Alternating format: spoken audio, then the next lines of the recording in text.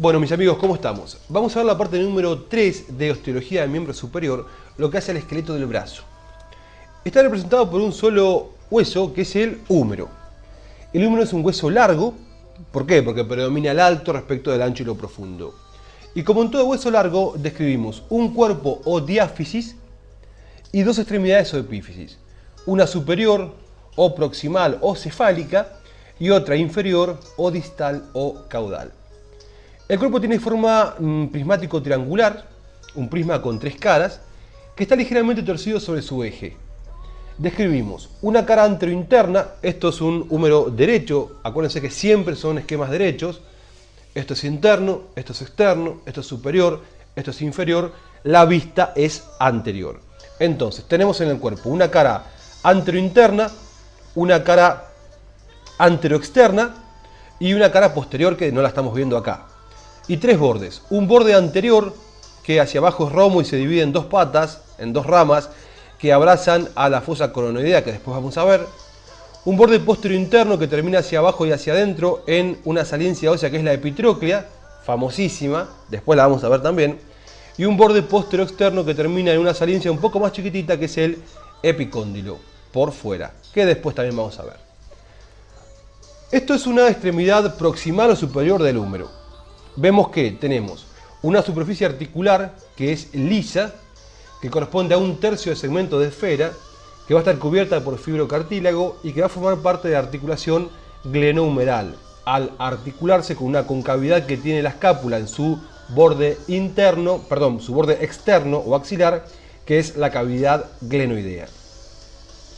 Circulando a esta superficie articular tenemos una rugosidad que forma lo que se denomina cuello anatómico del húmero. Y por fuera de este tenemos hacia adelante una saliencia ósea que se denomina troquín y hacia afuera y un poco hacia atrás otra que se denomina troquíter. Troquín y troquíter. Estos dos elementos óseos están separados por un canal que se denomina corredera bicipital. Por debajo del troquín y el troquíter, a este nivel, encontramos lo que se denomina cuello quirúrgico del húmero.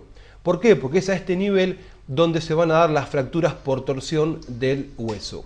Se ven en mujeres mayores que tienen una osteoporosis de base, cuando el hueso empieza a desmineralizarse. Entonces, por movimientos de torsión, lo mismo que pasa en la cadera, se puede fracturar a este nivel. Es por eso que se denomina cuello quirúrgico del húmero. El troquín va a insertar un músculo que es el músculo subescapular.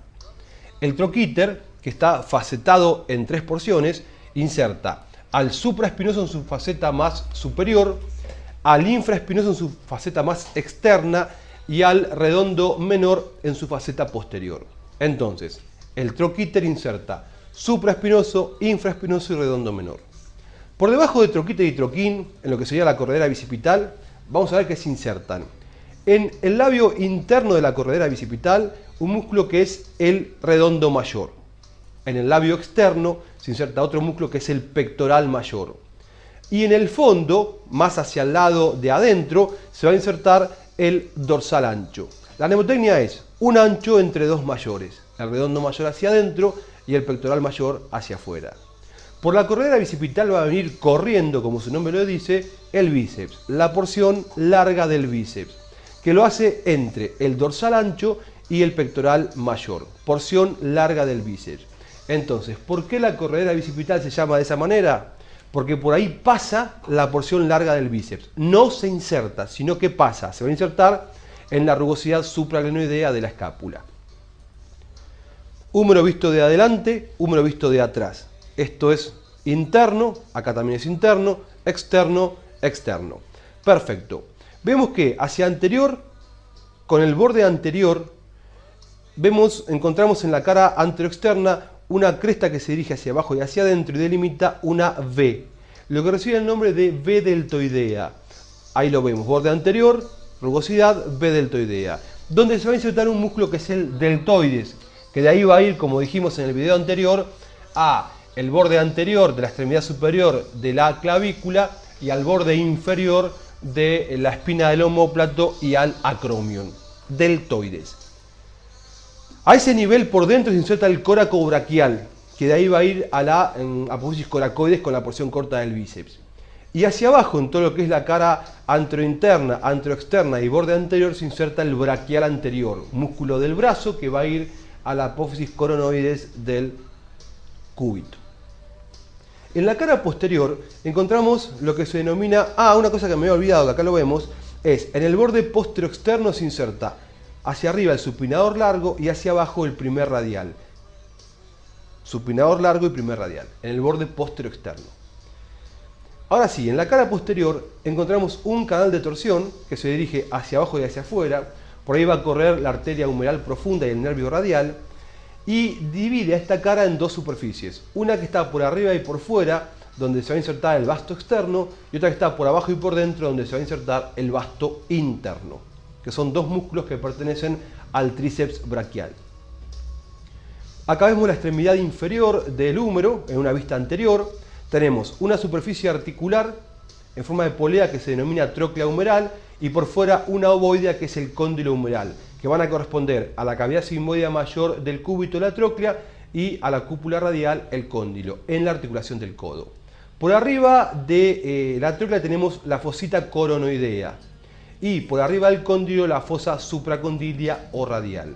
Y después tenemos dos saliencias óseas, una hacia arriba y hacia adentro de la tróclea, que es la epitróclea, importantísima, por ella ahí se van a insertar los músculos epitrocleares, que son el pronador redondo, palmar menor, palmar mayor, cubital anterior y un haz del flexor común superficial de los dedos.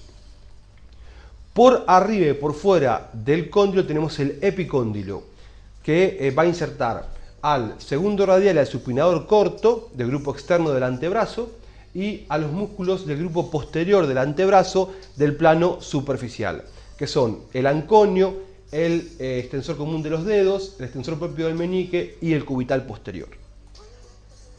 Acá vemos la extremidad inferior vista desde atrás, esto es interno, esto es externo.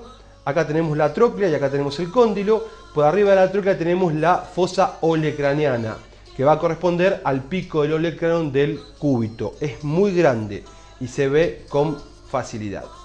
Bueno, no más para decir del húmero. Los saludo y nos encontramos pronto. Hasta luego, gente.